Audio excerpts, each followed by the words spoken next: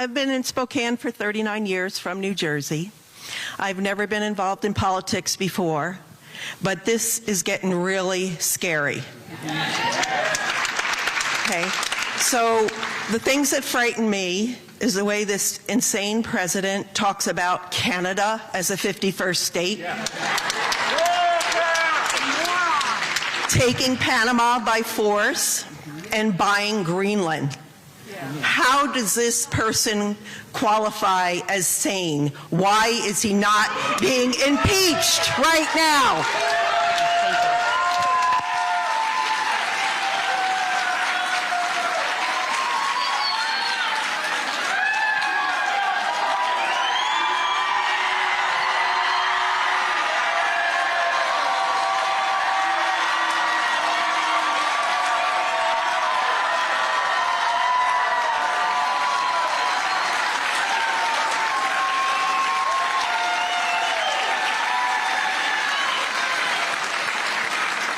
So, in short, I don't support us absorbing Canada. Canada, that would be like taking. Canada's been a good neighbor.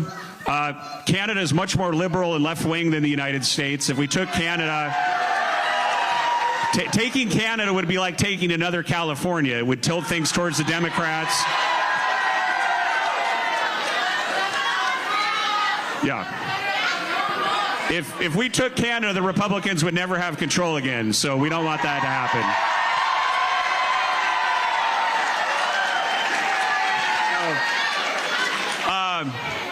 On the other two, if we could get Greenland peacefully, I'm all for it, and we should have never given up Panama.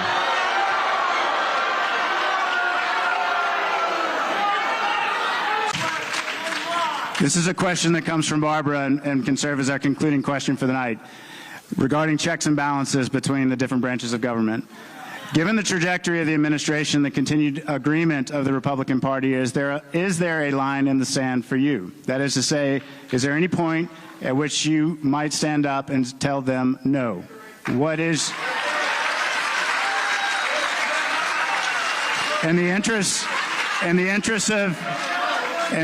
of your people in Eastern Washington, what is your line in the sand? Well, in general, I swore an oath to the Constitution. It's very serious to me. I swore an oath to the Constitution before I went to Iraq. I swore an oath to the Constitution becoming a member of Congress. I would say that I understand this room is different than the rest of Eastern Washington, but you guys, you are. So I think, and I'm not saying you're being, I'm not saying you're being disingenuous in your heart of hearts, but you have a perception that America is spiraling to some kind of constitutional crisis. Yeah.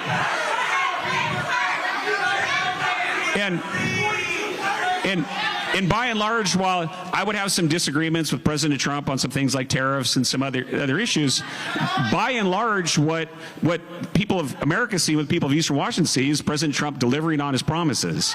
And so, question is here. Hi, I do want to thank you for actually doing a town hall, so thank you for that.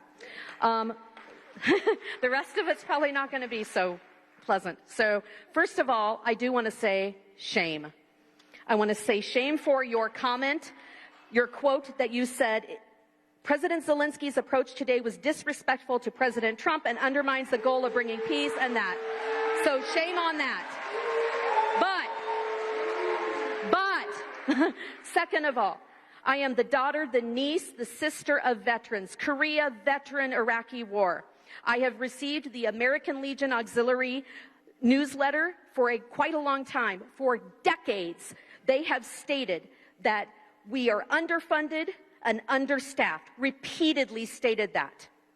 You have said otherwise with DOJ. Who's lying, them or you?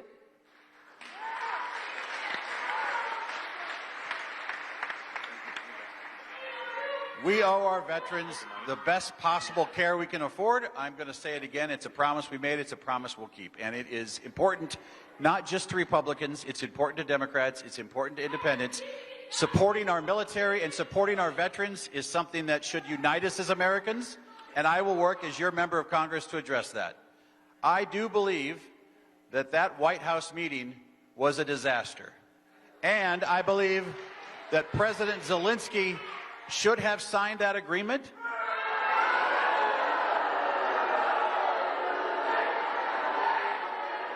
The other thing I believe is that you read from a press report, and in that same press report, I said 4 things.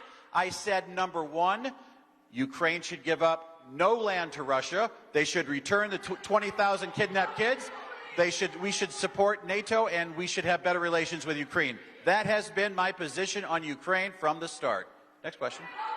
All right. We have another question from over here.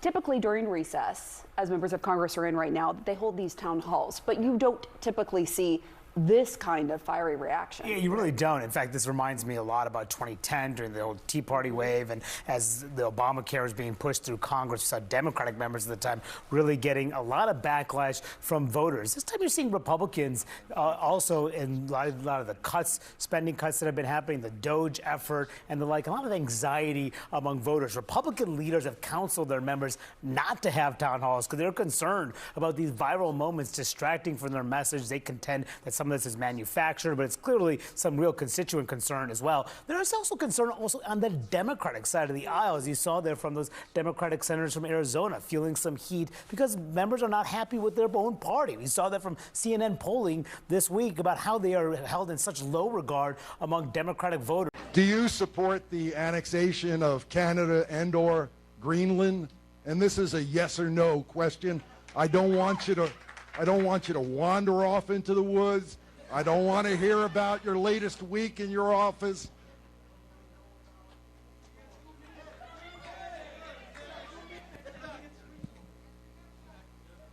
Okay, so I'm trying to get your opinion on this as a yes or no. Do you support Trump on annexing Canada or Greenland? And do you like the way he treats the premier or the president of Canada, calling him governor? Is that the way you do as a diplomat? Is that the way the United States should act to our closest neighbors? You know, is this, and I've still got a little more time. Do you enjoy the way he's tried to extort minerals from the Ukraine? Do you like bullying people that need your help? Do you go for kicking the guy when he's down? Do you support Trump in these things? And this is a yes or no. The no's in there. Let me answer the first one. And then there was one that really stuck out that I'd like to also answer. I believe your first question that you wanted yes or no is, do I support annexing Greenland and Canada? The short answer to that is no, I do not. There was another question in there. I think it was, do I support a deal? I'm going to paraphrase a little bit. A deal with Ukraine in obtaining minerals and helping the United States taxpayer recoup the $140 billion or so that we've sent over there. The answer is yes, I do support that. We'll go to our next. Hey, Ruben Gallego and I did a town hall earlier today for folks on Medicaid. This administration is currently planning on cutting funding for Medicaid that could cost maybe up to 750,000 Arizonans their health care coverage. It's really a bad plan, especially when you consider why they're doing this. They're basically doing this to create some budgetary room so they can give a big tax cut to billionaires and folks who are really, really rich. I met a couple individuals today, a couple who have a few children that they adopted, and one of the children had a lot of healthcare needs. And part of the deal, I guess you would say, when you adopt out of foster care is that the healthcare expenses of those kids would be covered under Medicaid. And they are really, really worried that their Medicaid coverage for their child who needs healthcare coverage is going to go away. And that's what they're facing because of this administration. And they wanted me to share the message with my Republican colleagues that it's kind of like they're burning down the house with people still inside. That's how Joe and Kiana felt today when Ruben Gallego and I met with them. So this is a really challenging situation. It's not over yet. This fight isn't over. Ruben and I are going to be there fighting for Arizonans every single day. And folks, I need you not to give up. Incredibly powerless trying to plan for our family. We can't wait until it's done. We need to know, how do we prepare for what may come down the hatch? We're trying to shield ourselves before we're wounded, and we don't know how. Would you mind telling your colleagues in Washington that when they're burning down this house, there's people still inside? My kid is inside. A resident of Scottsdale, Arizona last night during a joint town hall for Democratic Senators Mark Kelly and Ruben Gallego. The senators heard from a number of constituents voicing frustration with the Trump administration's recent moves and were asked how they intend to fight back. That town hall comes as several Republican members of Congress have canceled in-person events due to tough comments from constituents. Here's another voter addressing the senators from Arizona. They've shown us over and over and over again, they don't care. They don't care if people die. They don't care if people suffer. We want you to be straight with us. How do we go to the next level to fight this if that's the case? So call, write letters, show up at places when you can. Show up at your local congressman's office. You show up in front of their office. Guys, what you're seeing is this moment personified. These are all Trump town halls.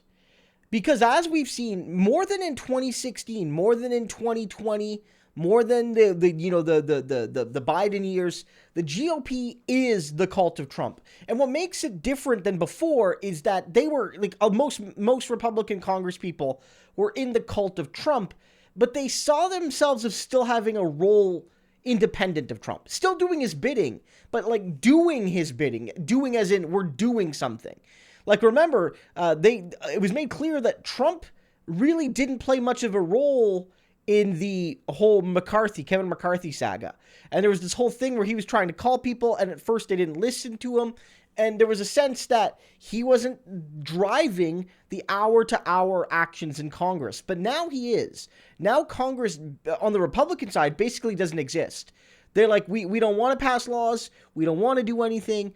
We're just going to let Trump do his executive orders. And like, because that's our policy book. Whatever Trump signed with his pen, that's our policy book.